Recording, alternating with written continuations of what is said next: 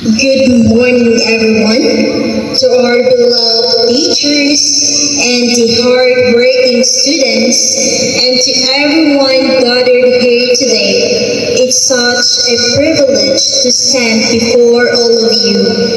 Every time I get the chance to speak to students and future teachers, I feel a sense of warmth and humility because I see myself in you.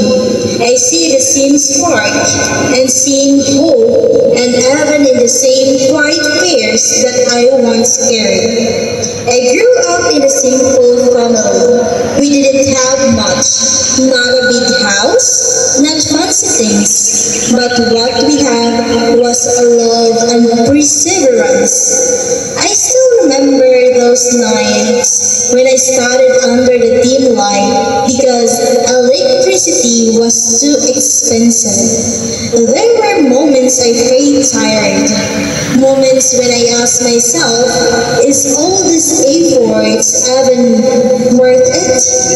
But deep down, I know one thing, I was born poor, yes, but I refuse to let my dreams stay poor. That beliefs become my driving force. That even when life gives you little, you can still dream big. I carried that mindset with me through every hardship, every tear, every sleepless night. And now, looking back, I realize it wasn't just my determination that helped me reach my goals. It was also the people who listened, supported, and believed in me. That's why I want to talk about something we often overlook, the power of listening and communication. Listening seems like such a small act, but it has a big impact. When someone truly listens to you, not just hears your words, but understands your feelings, it makes a difference.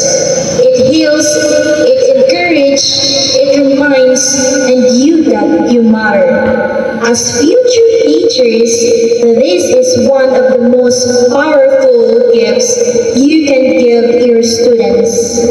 When you practice active listening, you are not just hearing, you are connecting.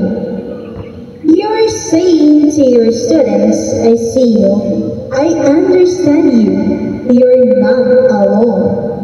There's a hard difference between hearing and listening. Hearing is just sound, but listening is presence. Listening means giving your time, your attention, and your heart. And when students feel that, they open up. They become more confident. They start to believe in themselves. But listening alone is not enough. That's where effective communications comes in. Communication is more than just words. It's your thought, your kindness, your patience. It's how you choose to respond when someone makes a mistake or when a student is struggling.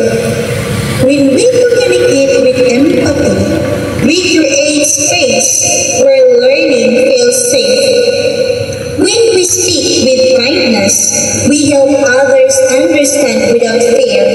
And when we listen before we speak, we show respect. Something every person, especially every learner, truly needs.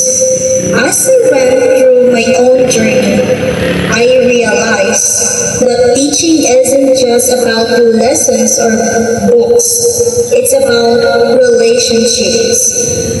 It's about how will we connect with people, and that connection begins with listening and communicating sincerely. Sometimes being a teacher means being more than an educator. You become a counselor, a motivator, a second parent, and when your students feel that you listen to them, not just as a learners, but as humans, you make an impact that lasts for beyond the classroom. I remember one student once told me, "Mom, I like your lesson to me," before giving advice. That moment touched me because I realized it wasn't my words that helped her. It was my silence, my willingness to listen. To all the students here, please remember, your dreams are valid. Your backgrounds does not define your potential.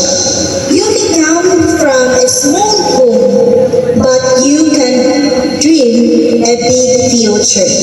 You may be struggling today, but those struggles are shaping you into someone stronger and wiser. Don't be afraid of challenges.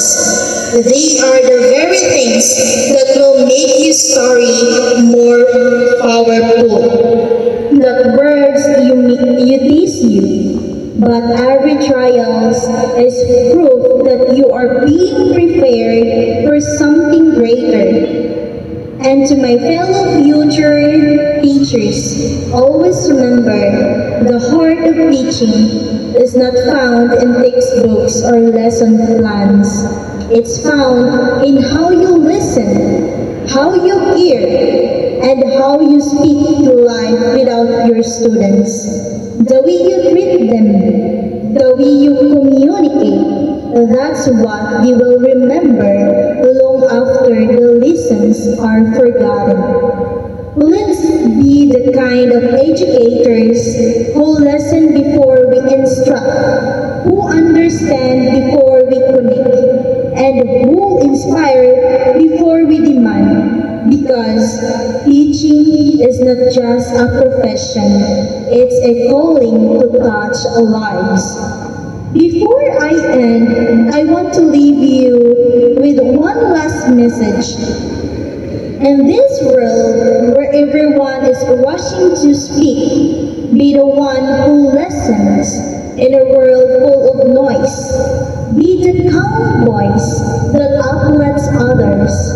And in a world where many have forgotten to dream, be the reminder that no dream is too small when the heart is big enough to pursue it. Because one day, you look back and realize your success was not just built on intelligence or hard work, but on compassion, patience, and the courage to keep believing. And maybe, just maybe, someone will come up to you one day and say, "Because you listened to me, I found my voice.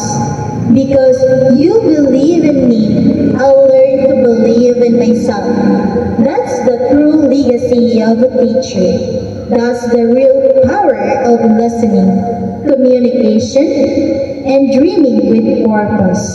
Thank you so much, and may you continue to teach, inspire, and dream with heart. God bless us all.